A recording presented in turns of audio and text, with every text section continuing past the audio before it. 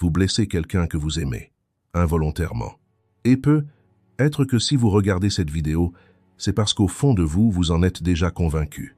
Dans cette vidéo, nous verrons, selon la perspective de Carl Jung, comment reconnaître les moments où vous avez blessé involontairement un être cher. Prenons l'exemple d'une relation. Votre conjoint, votre mère, un ami fidèle depuis des années. Une relation que vous avez cultivée, dans laquelle vous avez investi des efforts, une relation pour laquelle vous avez dit « ce lien est vraiment important pour moi ». Cette personne vous a-t-elle déjà dit « tu ne me comprends vraiment pas » ou quelque chose comme « parfois, te parler est épuisant, peut être de manière très subtile, peut être juste par le regard ». Avez-vous été surpris à ce moment-là, car vous essayez déjà de faire au mieux pour elle, de trouver les mots justes, de tout arranger? La plupart d'entre nous pensent ne pas être nuisibles dans leur relation. On ne crie pas, on ne dit pas de choses blessantes, on fait de notre mieux. Parfois, la personne qu'on aime prend peu à peu ses distances. La distance s'accroît, et nous n'arrivons pas vraiment à en comprendre la raison. Parfois, la personne en face de nous semble fatiguée. Non pas de nous, mais d'être avec nous. Ce sentiment vous est-il familier? Certains attribuent immédiatement cette distance à l'attitude de l'autre. Il, elle a changé. Il, elle n'est plus comme avant. Il, elle est trop sensible. Il, elle exagère tout. Cette explication fonctionne un temps car elle nous rassure. Il y a en nous une petite voix tenace. Elle est toujours là, à l'affût. Cette voix demande silencieusement « Et toi ?» Carl Jung a consacré sa vie entière à préparer le terrain pour cette question. Selon lui, les ruptures, les conflits récurrents ou une froideur inexplicable dans une relation trouvent souvent leur origine en nous et non à l'extérieur. Cet intérieur est bien plus complexe, bien plus profond que nous ne l'imaginons. Nous ne voulons pas le ressentir. C'est parfaitement compréhensible.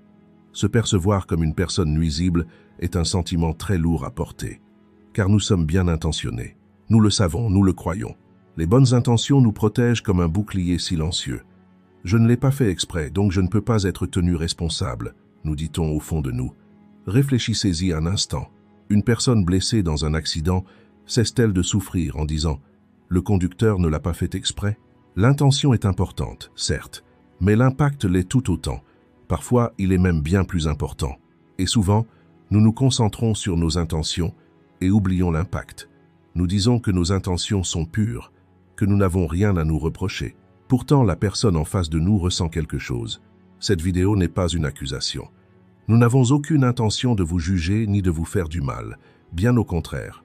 Car ce que Jung nous montre, c'est que se voir soi-même fait mal, oui. Mais quand on ne peut pas se voir ainsi, les autres portent cette douleur pour nous. Pendant que vous vous demandez sans cesse « que s'est-il passé ? Où est-ce que ça a mal tourné ?» La réponse est sous vos yeux, mais vous n'avez pas encore ouvert les yeux pour la voir. Nombreux sont ceux qui, en regardant cette vidéo, se demandent « mais j'ai tellement fait pour cette personne. Comment ai-je pu la blesser ?» Nous prenons cette question très au sérieux, car la réponse n'est pas facile. Parfois, les blessures les plus profondes se cachent au cœur même des relations où nous avons déployé le plus d'efforts, au sein même des actions que nous entreprenons avec les meilleures intentions. Ce paradoxe peut sembler difficile à comprendre. Une fois pleinement intégré, ce paradoxe transforme complètement notre regard sur nous-mêmes et sur nos proches. Si nous sommes irréprochables, si nos intentions sont bonnes, si nos efforts sont sincères, où est le problème? Pour le comprendre, il faut se pencher sur la vision de l'humanité de Carl Jung. Il est essentiel de comprendre ce qui se cache derrière nos comportements, comment nous réagissons inconsciemment et pourquoi cette prise de conscience est si difficile. Cette perspective peut vous perturber. En même temps, vous aurez peut-être l'impression que tout s'éclaire enfin, car certaines idées sont déstabilisantes, tandis que d'autres semblent familières. C'est comme si vous le saviez déjà, mais que personne ne vous l'avait expliqué avec les mots justes. L'approche de Carl Jung révèle une vérité. L'amour ne suffit pas. Les bonnes intentions ne suffisent pas non plus. C'est dans les relations que se révèlent les aspects de nous-mêmes que nous ne voyons pas ou que nous refusons de voir. Dans ce contexte, vous et votre partenaire pouvez jouer un rôle que vous ne connaissez même pas pleinement. Carl Jung a toujours considéré que les êtres humains existent sous deux formes distinctes. La première est le visage que nous présentons aux autres. Aimable, serviable, calme, fort, bref, tout ce que nous voulons être. La seconde est la somme de tout ce que nous ne voulons pas voir, de tout ce que nous refoulons, de tout ce que nous nions en disant « ce n'est pas moi ». Cette seconde forme n'est ni moralement mauvaise, ni laide. Elle est simplement rejetée. Elle ne disparaît pas parce qu'elle est rejetée. Loin de disparaître, elle grandit, s'accumule. Finalement, elle émerge d'ailleurs, souvent de nos relations les plus proches. Carl Jung explique cela en psychologie par le concept de projection. Quelque chose en nous que nous ne voulons ni voir ni accepter est inconsciemment projeté vers l'extérieur, sur autrui. Nous ne le voyons plus en nous-mêmes, mais chez cette personne. Qu'est-ce que cela fait de passer beaucoup de temps avec quelqu'un qui vous critique constamment, qui n'aime rien, qui s'oppose à tout?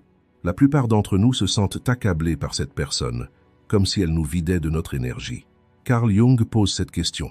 Le trait de caractère de cette personne qui vous accable tant pourrait-il coïncider avec quelque chose que vous avez refoulé en vous? Cette critique ne serait-elle pas le reflet de quelque chose qui existe en vous, quelque chose que vous n'avez jamais révélé à vous-même ni aux autres? Cette question peut paraître troublante, nous le savons. Selon Carl Jung, nous, êtres humains, ne pouvons pas percevoir la totalité de ce que nous portons en nous tel qu'il est réellement. Depuis l'enfance, nous avons appris à refouler certaines émotions, certaines pulsions. Nos familles, nos enseignants, la société nous ont inculqué ce qui était acceptable. Tu ne devrais pas te mettre en colère. Ne sois pas égoïste. Ne sois pas trop émotif. Nous avons essayé de suivre ces injonctions. L'émotion refoulée n'a pas disparu. Où est-elle passée? Carl Jung explique que ces émotions ont plongé dans l'inconscient. Elles n'y sont pas restées passives. Elles ont pris forme, se sont renforcées et ont fini par nous guider à notre insu. Comme une rivière souterraine. On ne la voit pas. Elle émerge là où l'eau s'infiltre. C'est là que réside le mécanisme fondamental qui nous pousse à causer involontairement du tort dans nos relations. Une émotion refoulée, un besoin inassouvi, une angoisse intérieure façonnent notre comportement envers la personne aimée. Nous n'en avons pas conscience lorsque nous agissons ainsi. Nous pensons simplement réagir, nous soucier de l'autre, essayer de l'aider. L'autre ressent quelque chose, mais ne sait pas comment l'exprimer. Car ce qui est dit est vrai, ce qui est fait est bien. L'intention derrière ce comportement est belle. Pourtant, quelque chose cloche. L'autre ne dit pas « tu es une mauvaise personne » ni « tu ne m'aimes pas ». Il ressent simplement « je n'ai pas d'espace » ou « cette attention est parfois étouffante » ou encore « je ne suis pas complètement moi-même en sa présence ». Ces réactions peuvent paraître injustes, n'est-ce pas? Vous faites tout votre possible pour quelqu'un que vous aimez et il vous dit « je n'arrive pas à être moi-même ». Carl Jung affirme que parfois, même l'amour le plus intense peut devenir un instrument pour un problème non résolu en nous. La personne que vous aimez finit parfois par agir comme un miroir. Au lieu d'aimer le reflet dans ce miroir, nous croyons aimer le miroir lui-même. Carl Jung ne se contente pas d'affirmer que les émotions négatives sont refoulées. Parfois, notre côté le plus lumineux, le plus beau, le plus créatif sommeil, lui aussi enfoui en nous. Peut être qu'enfant, manifester sa joie était perçu comme exagéré. Peut être que l'ambition était qualifiée d'égoïsme. Peut être que la curiosité était jugée inutile. Et cette curiosité, cette joie, cette ambition, elles sommeillent en nous. Cette fois-ci, lorsque vous percevez ces qualités chez la personne que vous aimez, cela se manifeste par une tentative de les réprimer. Ne t'emballe pas. Ne sois pas si rêveur. Sois un peu plus réaliste. Ces mots peuvent parfois jaillir de l'amour véritable, mais ils peuvent aussi être la voix de quelque chose de refoulé. Nous projetons souvent nos propres besoins et nos attentes accumulées dans nos relations. C'est presque indéniable. Ce contre quoi Carl Jung nous met en garde, c'est que plus ces besoins et ces attentes restent inconscients, plus ils prennent de place dans la relation. Il reste de moins en moins de place pour l'autre. Nos attentes envers lui prennent le pas sur sa véritable nature. Ce changement s'opère si lentement, si silencieusement, que souvent on ne s'en aperçoit qu'après coup. On comprend alors combien l'approche de Carl Jung est déstabilisante. Il ne dit pas que nous nous faisons du mal. Il dit « ce que vous ne voyez pas vous pousse à parler ». Et ces paroles affectent souvent vos proches, ceux avec qui vous avez les liens les plus profonds. Ce dont nous avons parlé jusqu'ici vous semblera peu être familier. Oui, on peut agir inconsciemment. Les émotions refoulées influencent nos réactions. Nous avons déjà entendu cela. Carl Jung nous emmène plus loin, là où la plupart des gens refusent de s'arrêter. Selon lui, les moments où nous blessons ceux que nous aimons le plus ne sont pas ceux où nous persistons malgré la conscience de nos torts. Ce sont les moments où nous pensons agir avec les meilleures intentions qui nous rendent le plus efficaces. Prenons cet exemple. Nous aimons profondément quelqu'un, et cet amour s'accompagne d'un désir naturel, vouloir son bonheur, le voir ne pas souffrir, le rendre heureux. Ce sont de beaux sentiments humains, mais au sein de cette bonne intention, quelque chose d'autre se développe silencieusement, une idée de ce que cette personne devrait être. Cette idée se présente comme de l'amour. Au fond, il s'agit d'un système d'attente. Je tiens à toi parce que je t'aime. Cette affirmation est vraie. Elle peut aussi signifier « Je tiens à toi parce que je me sens bien quand tu es comme je le souhaite ». La différence entre ces deux phrases est cruciale. L'une établit un lien authentique. L'autre se transforme en un mécanisme de contrôle déguisé en amour. L'autre personne le ressent, non pas avec des mots, mais avec un poids. À la fin de chaque conversation, elle se sent un peu plus rapetissée. Après chaque « je ressens ça quand je pense à toi », elle se sent de plus en plus responsable de vos sentiments. Un jour, elle réalise « Dans cette relation, j'ai l'impression de devoir constamment demander la permission d'être moi-même. Mais en êtes-vous consciente? Probablement pas. Parce que vous aimez vraiment. Vous vous souciez vraiment de l'autre. La frontière entre bienveillance et contrôle est parfois si ténue qu'il faut s'arrêter, observer et être parfaitement honnête avec soi-même pour comprendre de quel côté on se situe. Carl Jung nous l'a clairement démontré. L'amour et la possessivité peuvent se ressembler intérieurement. Le contrôle et la protection peuvent sembler identiques. L'aide et l'intervention peuvent se manifester par les mêmes gestes. Pour percevoir cette distinction, il faut s'interroger sur l'origine de la motivation. Cette action est-elle motivée par la peur? Est-ce que je veux vraiment leur bonheur? Ou est-ce que je souhaite simplement qu'ils s'éloignent de moi? Quand on commence à aimer quelqu'un, on se forge une image de cette personne. Cette image est façonnée non pas par ce qu'elle est, mais par ce que l'on voudrait qu'elle soit. Elle porte souvent en elle nos propres faiblesses, nos propres déceptions, nos propres lacunes. On commence à voir cette personne comme le reflet de ce que l'on cherche en soi. Être voulons-nous être forts, mais n'y parvenons-nous pas. Alors nous attendons de la personne aimée qu'elle le soit aussi. Être avons-nous un profond besoin de reconnaissance, et voulons-nous que la personne aimée soutienne chacune de nos actions. Être avons-nous grandi avec une anxiété addictive, et attendons-nous de la personne aimée qu'elle prouve sans cesse qu'elle ne nous quittera jamais. Que se passe-t-il quand cette personne ne répond pas à cette attente? Nous sommes déçus. Être nous mettons-nous en colère. Être nous replions-nous sur nous-mêmes. Cette déception vient-elle vraiment de la personne elle-même, ou de l'image que nous avons de nous-mêmes, de ce besoin insatisfait? Aimer véritablement quelqu'un exige de pouvoir le voir tel qu'il est. Or, nous y parvenons rarement. Le plus souvent, nous les percevons à travers le prisme de nos propres besoins. Ce filtre nous nuit autant qu'à eux. Avez-vous déjà dit à quelqu'un que vous aimez « Tu as changé » ou « Tu n'es plus le même qu'avant » Cette phrase semble anodine. Pourtant, elle masque quelque chose d'important. Est-ce vraiment eux qui ont changé? Ou bien s'éloignent-ils de l'image que vous vous en êtes faite? Et votre déception, n'est-ce pas en réalité une manière silencieuse de ne pas accepter qui ils sont? Répondre à ces questions prend du temps. Avant même de les poser, il faut comprendre ceci. Dans une relation, nous ne sommes pas simplement deux individus face à face. Nous portons tous deux notre passé, nos blessures, nos besoins insatisfaits. Plus ces fardeaux sont invisibles, plus ils influencent la relation. Quand une relation rencontre des difficultés, la solution est souvent la communication. Parlez davantage, soyez plus ouverts, exprimez vos sentiments, partagez vos émotions. Ce conseil est omniprésent. Dans les livres, chez les thérapeutes, dans tous les articles d'opinion sur les relations. Nous y croyons car cela semble raisonnable, cela paraît logique. Carl Jung nous interrompt et nous demande « Et si le problème n'était pas la communication? Et si parler davantage ne faisait qu'aggraver le problème ?» Prenons un exemple. Deux personnes. L'une répète sans cesse « Je ressens ceci, je ressens cela quand tu fais cela ». Elle décrit ses sentiments en détail, avec ouverture, avec honnêteté. Elle communique. L'autre reçoit cette communication, mais au bout d'un moment, elle se sent submergée, sous pression, comme si elle devait gérer les émotions de l'autre. Curieusement, plus elle parle, plus la distance se creuse. Pourquoi? Parce que la communication seule ne suffit pas. Parfois, elle est même instrumentalisée sans qu'on s'en rende compte. Dire « je partage mes sentiments » peut en réalité signifier « j'attends de toi que tu te comportes comme je le souhaite ». Dire « je suis ouvert » peut signifier « je te mets la pression ». Il est très difficile de percevoir cette nuance, car le discours est entièrement positif. Il ressemble à s'y méprendre à une communication saine. La psychologie de Carl Jung nous apprend que la véritable transformation d'une relation ne provient pas d'une augmentation des paroles, mais d'une introspection plus profonde. Une introspection, une exploration intérieure, cela exige du silence. Parfois, ne rien dire est bien plus puissant que de parler. Parfois, prendre du recul est une action bien plus profonde que d'avancer. Inversons cette perspective. Nous disons souvent « l'amour est expression de soi ». Or, selon Carl Jung, l'amour est aussi maîtrise de soi. Il s'agit de créer de l'espace pour l'autre. Il s'agit de lui montrer qu'il n'a pas besoin de tout savoir de vous.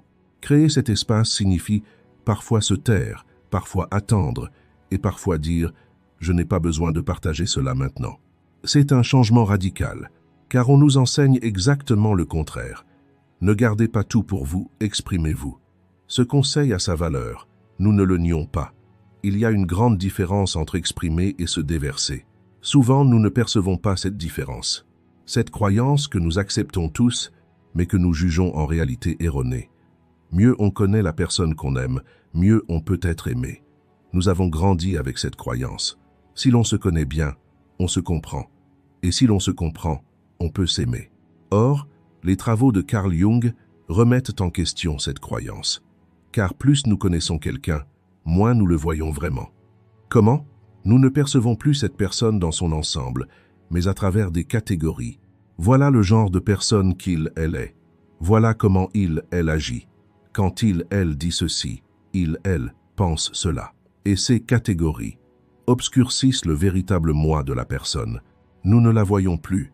Nous ne voyons que le modèle que nous avons en tête. Ce modèle est ancien. Il ne change pas. La personne réelle qui se trouve devant nous change, évolue, se transforme un peu plus chaque jour. L'expression « je le » la connaît très bien, est parfois une grande erreur. Et c'est à cause de cette erreur que nous lui faisons du mal. Nous les traitons non pas pour ce qu'ils sont réellement, mais pour ce qu'ils étaient autrefois, pour ce que nous avons construit dans notre esprit. Cette personne ressent ceci. La personne en face de moi ne me voit pas. Elle est amoureuse d'une idée qu'elle s'est forgée quelque part. Cela semble paradoxal. Alors, est-ce mal d'apprendre à connaître quelqu'un? Non. Apprendre à connaître une personne, oui, mais être capable de la regarder chaque matin comme si elle était un peu plus étrangère est aussi une forme d'amour. Accepter qu'elle puisse encore nous réserver des surprises. Rester ouvert à la possibilité que notre opinion à son sujet soit incomplète.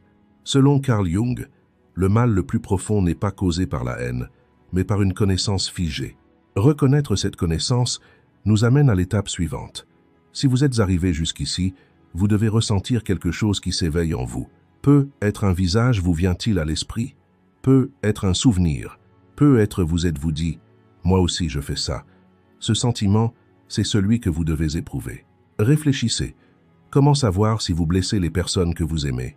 La plupart d'entre nous le cherchons à l'extérieur. Nous observons la réaction de l'autre. M'a-t-il dit quelque chose? S'est-il plaint? A-t-il pris ses distances? Tant que ces réactions ne se manifestent pas, nous nous disons « tout va bien ». Carl Jung nous enseigne ceci. La réaction extérieure est le reflet différé de la vérité intérieure. La plupart des gens se retireront sans prévenir. La plupart des gens se diront à eux-mêmes, et non à vous, qu'ils ont été blessés. Et la plupart des gens cacheront cette vérité pendant longtemps parce qu'ils vous aiment. C'est pourquoi la question doit être posée intérieurement et non extérieurement. Pensez à vous-même dans une relation. Vous passez un moment avec la personne que vous aimez. Une fois ce moment terminé, comment vous sentez-vous? Vous sentez-vous plus léger, détendu, ou ressentez-vous une sorte de plénitude? Pourquoi posons-nous cette question? Parce que, selon Carl Jung, lorsque nous utilisons une relation pour combler nos propres besoins, nous nous sentons plus complets une fois la relation terminée. L'autre personne, elle, se sent vide, et nous ne le voyons pas. Pendant la majeure partie du temps que vous passez avec cette personne, est-ce vous qui parlez ou est-ce elle? Partagez-vous vos angoisses ou vous intéressez-vous aux siennes? Exprimez-vous vos idées ou êtes-vous curieux des siennes? Ces questions ne sont pas accusatrices, mais visent à établir un point de repère. Allons plus loin. L'un des enseignements les plus précieux de Jung est le suivant. Tout ce que nous n'avons pas résolu en nous-mêmes, dans une relation cherche à se résoudre au sein de cette relation. Autrement dit, l'angoisse que nous peinons à supporter seuls cherche une résolution dans le comportement de l'autre. Le moi que nous avons du mal à valider par nous-mêmes cherche un sens dans l'approbation de la personne que nous aimons. La solitude qui nous est insupportable trouve du réconfort dans la présence constante de cette personne.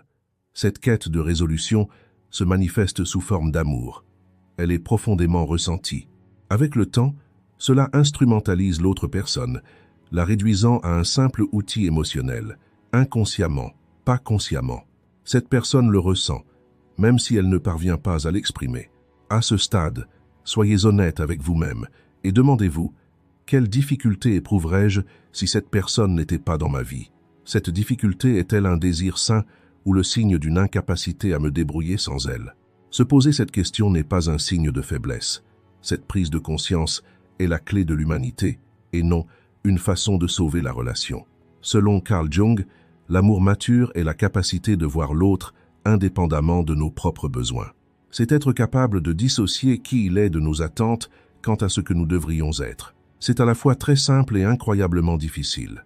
Ne jugez pas la douleur que vous infligez à vos proches par leurs réactions. Commencez par vous interroger. Interrogez-vous non pas sur les moments où vous étiez contrôlant, mais sur ceux où vous avez empiété sans vous en rendre compte. Interrogez-vous non pas sur vos mauvais comportements, mais sur les moments où vous avez créé des attentes déguisées en bonnes intentions.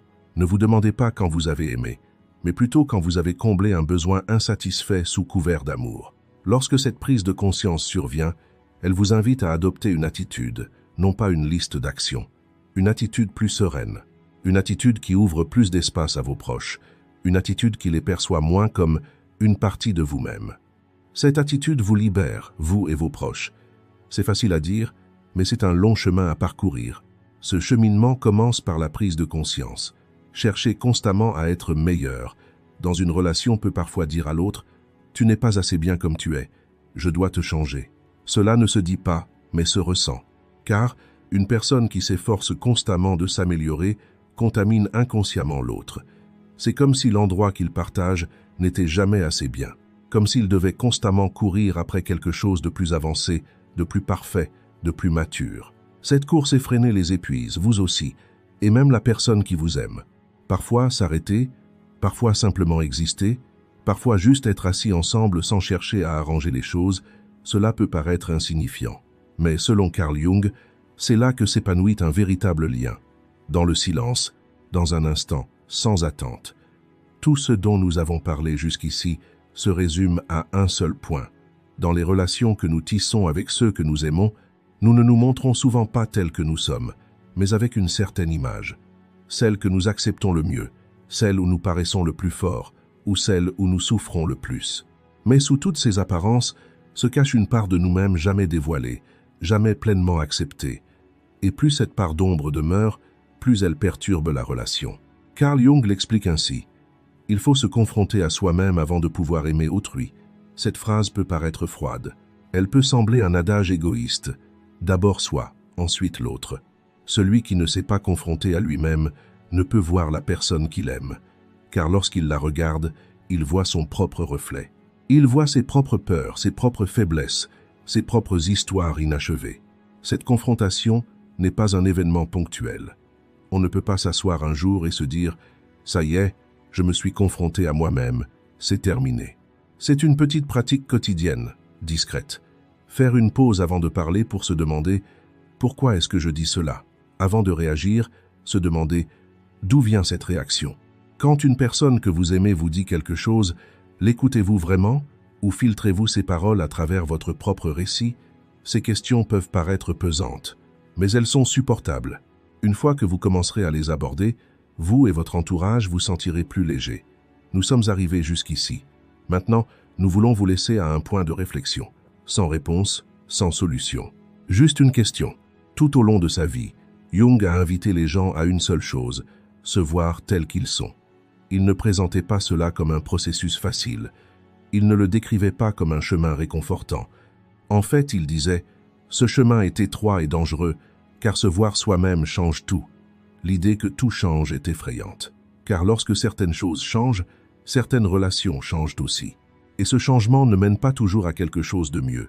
Selon Carl Jung, il est impossible de tisser un lien authentique sans se connaître soi-même. Être aimé avec une part invisible de soi-même, ce n'est pas être pleinement aimé. Aimer avec une part invisible de soi-même, ce n'est pas aimer véritablement. Nous avons abordé de nombreux sujets dans cette vidéo. Comment les bonnes intentions peuvent nuire, comment les émotions refoulées s'insinuent dans les relations, comment l'amour peut se transformer en possessivité, l'intérêt en contrôle et la reconnaissance en paralysie. Nous n'avons pas dit tout cela pour blâmer, mais pour tout montrer, car la prise de conscience est le seul véritable point de départ du changement. La question que nous souhaitons maintenant vous poser est la suivante. Que ressent la personne que vous aimez en sa présence? Ne répondez pas immédiatement. N'essayez pas de fuir cette émotion. Ne vous mettez pas sur la défensive. Gardez simplement cette question pour vous, car la réponse pourrait bien ouvrir une porte sur un lieu que vous n'avez jamais exploré avec autant d'honnêteté. Comme le disait Carl Jung, regarder ses propres ténèbres est plus difficile que de regarder le soleil, mais c'est seulement en voyant ces ténèbres que l'on atteint la vraie lumière. Si cette vidéo vous a touché, n'hésitez pas à laisser un commentaire. Même un seul mot suffit, car ce genre de contenu s'épanouit non pas dans le silence, mais grâce au courage de se montrer tel que l'on est. Aimez, partagez, abonnez-vous. Avant tout, prenez un instant pour réfléchir sincèrement à cette question. Lorsque vous êtes avec la personne que vous aimez, peut-elle être elle-même? Nous arrivons au terme de cette vidéo.